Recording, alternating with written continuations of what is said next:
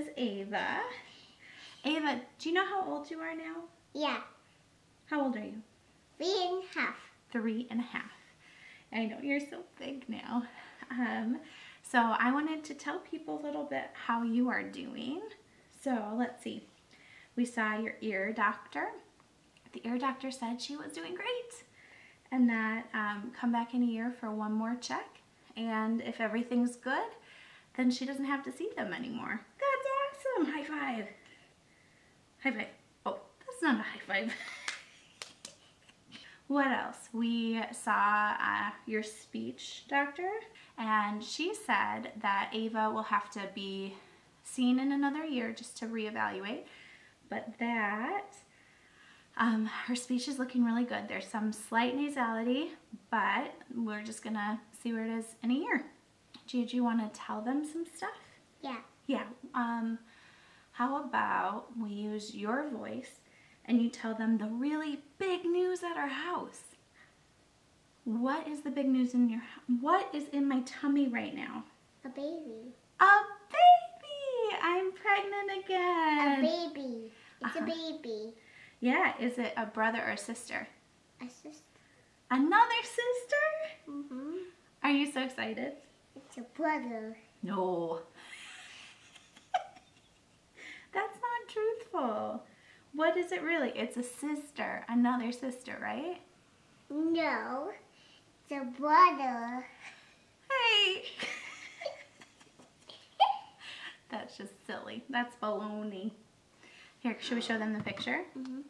I don't know if you can see. Let's see. Kind of dark. Yeah. You want to hold it up so they can see?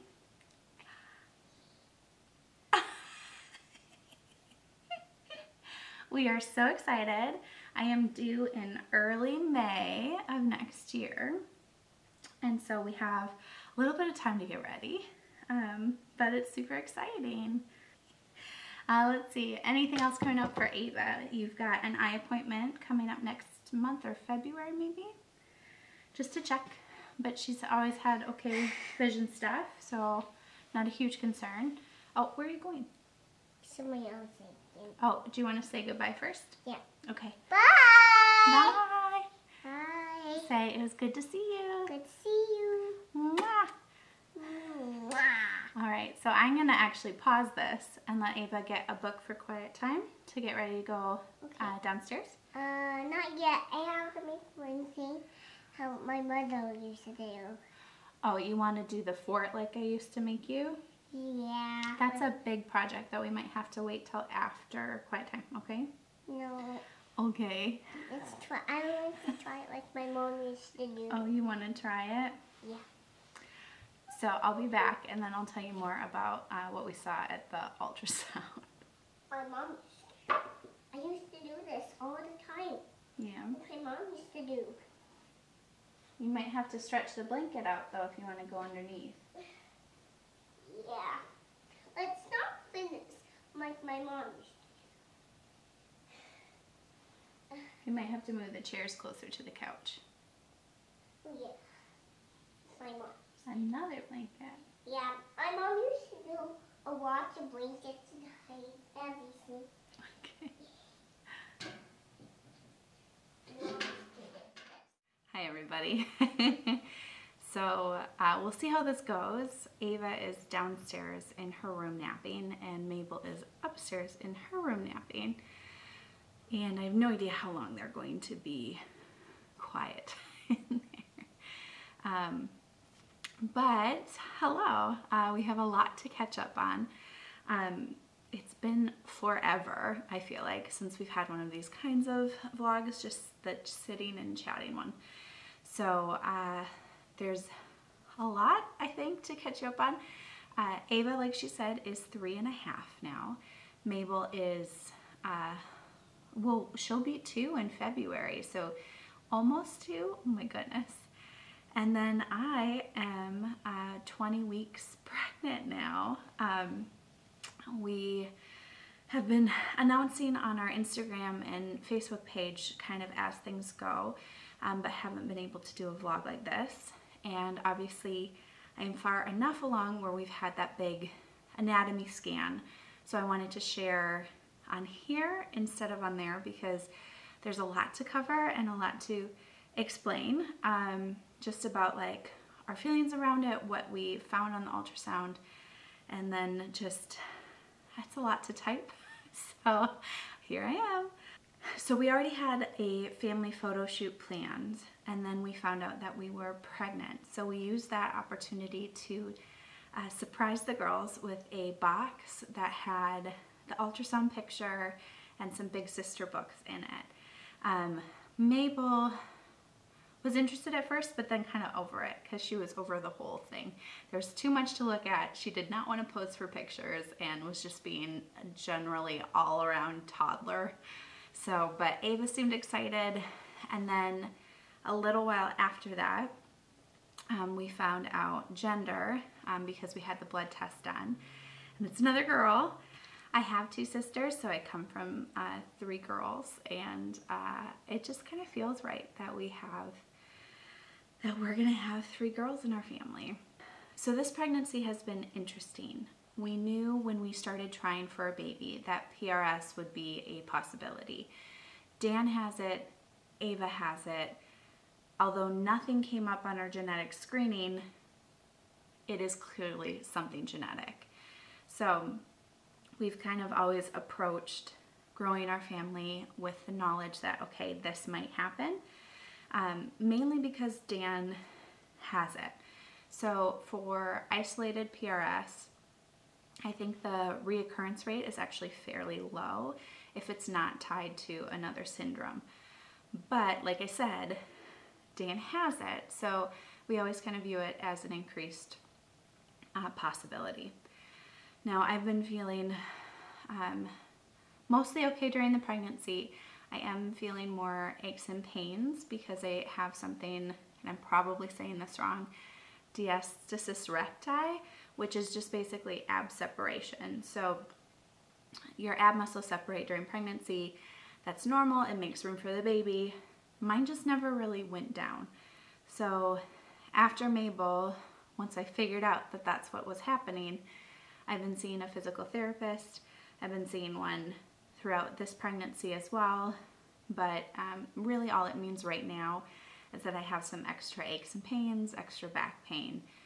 And the bigger the baby gets, the more I am feeling those things. So that's been the biggest kind of difference. Now, when we found out we were having a girl, we decided to do a fun photo shoot with a friend of mine who's a photographer. And I think it was so much fun, very messy. We were very careful to clean up all of the powder afterwards, but I'm so glad that we were able to do that because it's really fun. So I'll put some of those photos in here as I'm talking about it so that I can share it on here as well.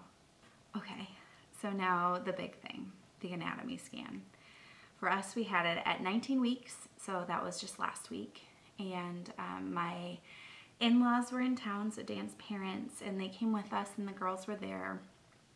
And originally we weren't even planning to necessarily get a consult, but when we had checked in, we were like, well, we should probably see someone because this is the one where we are checking for the smaller chins, the micrognathia, and the possible cleft or whatever they can see.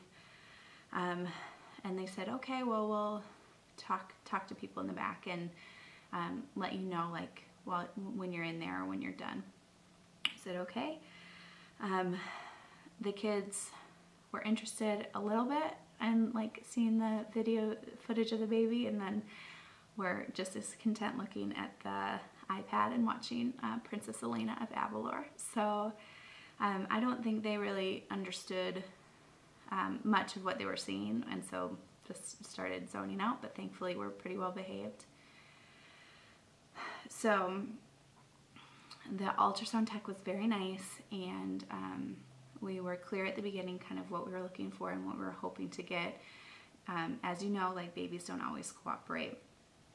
And I think other PRS parents might know this feeling, but once you have a PRS kid, you're always looking at ultrasounds. You're looking for that small chin. You're going like, okay, is that too far back? Is it like, okay, what am I looking at?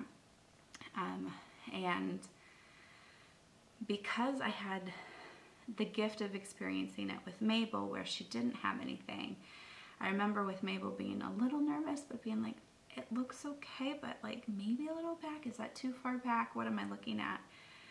And she turned out to not have it. So when I saw baby 3's profile, I think I kind of knew right away. It definitely is not as severe as Ava's, but we are seeing a recessed chin. The doctor we talked to is calling it a possible recessed chin. How it's been explained to me is for a chin to be kind of in the healthy range. They really want your forehead and chin to line up like almost in a straight line here. So what I did to help illustrate it is I have Ava's ultrasound and I drew the line there so you can see just how far back her chin was, and that was at 17 weeks. Mabel's ultrasound, so you can see that the chin is actually lined up pretty good on Mabel's, which makes sense because she did not have PRS. And then also the baby 3's line, so you can kind of see that it is farther back than they would like, at least in that image. And it kind of lines up with a few other pictures they took. I'm not sure if that means there's the possibility that the chin can grow in or catch up while still in my tummy, or if that's just kind of the proportions that it will grow at as the baby gets bigger. And then as they proceeded through the ultrasound, they are seeing right now that looks like something that looks like a possible cleft. Now for people who haven't seen all of the videos, clefts are actually pretty hard to see on an ultrasound. So my feeling is if they're seeing something that is possible, I'm going to just respond as if that's a likelihood. So I was kind of nervously talking while the ultrasound tech was finishing up and looking at all the stuff she needed to see. And I mentioned like, well, I know they are going to tell us if we're going to have a consult, but I'm not sure for sure if we are. And she just kind of looked at me and she's like, yeah, you're gonna get one. And like, you're like, okay, this is confirming my gut, like as far as like the small chin. And I could not see, just to clarify, I could not see the cleft while she was working. So, but I knew that they were looking in there. So the doctor comes in. He does not have us on his schedule, and so this is a very quick consult. So I want to frame kind of everything else from here on with that in mind, that I was not able to, we were not able to talk in depth. It was a pretty quick check-in, making sure that we were going to meet with that same doctor in a month when we go do another scan. But when he came in, he also told us that that there's also VSD, which is a hole in the baby's heart. And that is new for us. Neither Ava or Mabel had any heart issues or anything we were watching for. And that's a lot to take in. You have to read a lot based on how the doctor is talking about it, how he is responding to it, and try to ask the best questions that you can, because anything to me with heart stuff sounds terrifying. Again, I've never had to deal with any heart kind of stuff, but when you say there's a hole in the heart, that sounds really bad. So the quick things I could gather from just our quick interactions with him was, and like the quick questions we were able to ask, he says that Sometimes these holes will close over the course of the pregnancy. If it is still there at birth, they will continue monitoring it until the baby is about a year old, and then if it's still there, then they would talk about a repair. As we were leaving, like we had just scheduled everything, I asked more clarifyingly, like, what does that mean for care afterwards? You know, because I know what PRS looks like. I know the possibilities of what's there, but this heart stuff, I have no idea. So his response was that the PRS stuff is a harder thing to deal with because it's a lot more intensive. You need like plastics and speech and dental and ENT and like all of that stuff.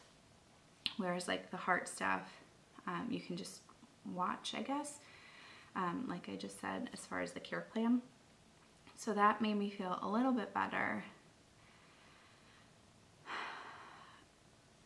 But that's a lot, right? It's a lot. This is different, right, than some of the other stuff, because before, when I did the intro to Ava's story, I had already experienced all the hard emotions of a pregnancy, but I had had time to digest it and time to process before like sharing it. But you guys are now kind of in the middle of the process with me, so you'll have to bear with me a little bit while I figure things out. So let's see, where I'm at right now is like, I'm still in those early stages. Like, there's a part of me that's scared because I don't know what the heart stuff means as a piece of the puzzle. If the hole is still there when the baby is born, I am a little scared, especially if the baby does have breathing issues. I remember how hard it was for Ava to breathe and how much work it was for her little body. And to me, if there is a heart that has some issues, like, it just doesn't sound like that is a good combination, and that scares me. A lot of these fears and questions I will bring to the doctors as we are able to have appointments, but it just doesn't sound good, huh? The other thing is, like, I'm trying to be optimistic and hopeful, but also prepare for what could be a very difficult next, year and a half. So on one hand, I'm very hopeful because they are still saying possible cleft, possible recessed chin, and then that the hole may close in the heart. But I keep thinking, like, they don't say the word possible with a healthy baby. It's just, oh, everything's okay. So to me, so I know, like, the chin, and I'll show some pictures so you can see here. I know the chin is not as recessed as Ava's was, which then means if all of these things are true, that there is a recessed chin and a cleft, and that will read differently on a different baby because their anatomy will be different. So the breathing issues may not be as severe, but we may have different issues when it, like, different level of difficulty with feeding stuff. Like, there's just no way to know until the baby is out. So there's the fear, and then there's this like general, like, feeling of unfairness, right? Like, Ava's to the point where she's doing so well. Like, you see her, she's like thriving. The doctor's appointments are farther apart, and like, I'm starting to forget details. I know, like, people sometimes ask me questions about, like, the very beginning with, like, feeds and and that kind of stuff. And it's been long enough now that I don't remember all of those things anymore. And it had felt so far in our past as something we had overcome, that then to be faced with this upcoming path where it is going to be hard.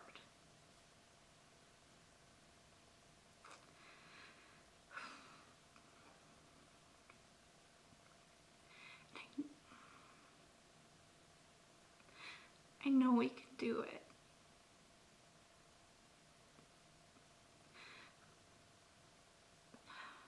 I just didn't think we were going to have to. And it's silly because logically you know it's a possibility. And logically,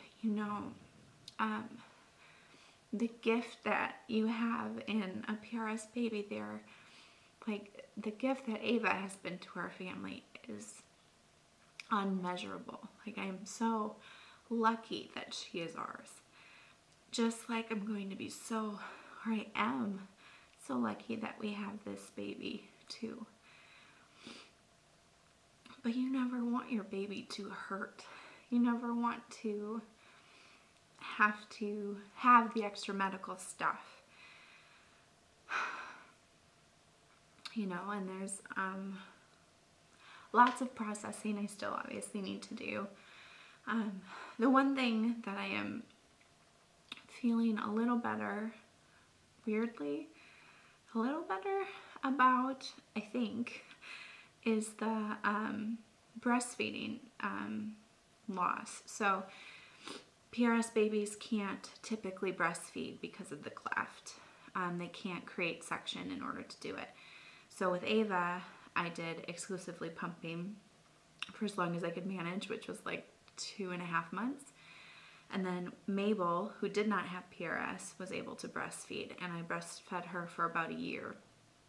And I remember thinking, as I was learning how to breastfeed, which is also can be very difficult, especially at first, that while I liked it fine enough and I liked the closeness of the baby, and there's an element where I like that connection, I didn't feel this like magical thing that I had almost thought or built up in my head because of how people talk about breastfeeding. And my general read on it after both experiences was that there's pros and cons to both. Like, I hated exclusively pumping. I am not looking forward to doing that if that is on our path ahead. But I do like the idea of being able to give breast milk to a PRS baby, or at least as much as I can, while still preserving my sanity as a person and a mom. And we are fortunate in that Dan has a fairly good paternity leave. So hypothetically, if this is what we're looking at, we would plan probably on me exclusively pumping until Dan has to go back to work, and then calling it, like saving up as much as I can, so that if the baby does have surgeries, we can offer breast milk as possible. But with the 2 littles I have at home, and the time exclusively pumping takes, I don't think it's very doable, especially given how much I hated it the first time. So I always think people who are able to do that are like rock stars, and I'm super impressed. And I go into it like trying to do my best to try to do it as well as I can, also knowing that I'm allowed to give myself grace if I need to stop. And so I think that's would be my approach to it, so it doesn't feel like a loss, because there's like pros and cons. Like, there's something very nice if you're not exclusively pumping and you're back to just bottles, whether it's formula or using the breast milk stash you have, to be able to share feeds and really get some more sleep, especially if you're dealing with the extra stress of like a medical needs baby. So that I don't feel like I'm grieving that specific loss for this pregnancy. I am still mourning and grieving the loss of like this idea of normalcy, and just the difficulty it is for those surgeries. And we are honestly set up the best possible scenario. We have a heads up. We have a great team in place because of all of Ava's doctors. We have time to process and to sort it out. We have a good support system. Like I said, we've got Dan's paternity leave. His parents are both now retired and so have more flexibility to come help if there is, for instance, a NICU stay or additional surgeries. And my parents have always been a wonderful help, as long, it takes some scheduling, figuring it out. But I know I have that support as well. I have good friends to help me through it. So there's a lot of good in this, but it's just the only thing we can do right now is to pray, I guess, or hope, or try to keep stress down as you process and just deal with things one day at a time. There's going to be more scans and more ultrasounds and definitely more closer monitoring, some of which we were expecting anyway. I will be 35 at time of delivery, so they were already kind of going to monitor me a little heavier here. I don't know if they do that everywhere, but in the States, like, if you're over 35, you tend to be watched a little more closely. You are considered advanced aged, which is better than the old term of geriatric pregnancy. So yeah, that's what I'm looking at. So yeah, if you guys have any extra prayers, well wishes, good vibes, like, we will take all of it over here as we continue to watch the situation and just try to prepare ourselves. Dan, I think, is also, because I've been asked a couple times how Dan's doing. I think he's just still in processing mode too. And that's really all you can do.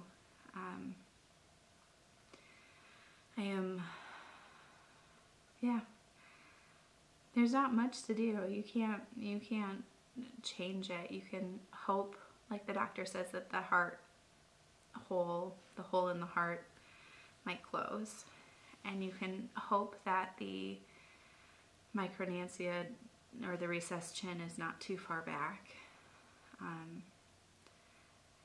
don't know, that's just how I have to cope and deal with things. I have to prepare for the worst and just hope for the best, because even if I have episodes of crying and like this is a little bit more stressful, if the baby comes out and they're like, oh, everything's fine, like, great.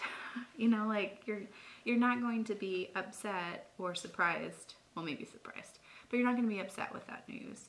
If I operate from a place of there's still hope, there's still a chance, like, I can't think about that other stuff, then if you deliver the baby and there are issues, it's much harder to deal with. At least it would be for me. That's just how I process things. So, all right, guys, long-winded. It's been a while. There's a lot to cover. Thank you for being my community and for the people who sent me messages just checking about our ultrasound results. And I'm so glad that I have this place where I can come and talk. Like, it's pretty heavy stuff, and I really appreciate having you guys. So I will keep you posted best I can, the next update, and otherwise I'll see you later. Bye.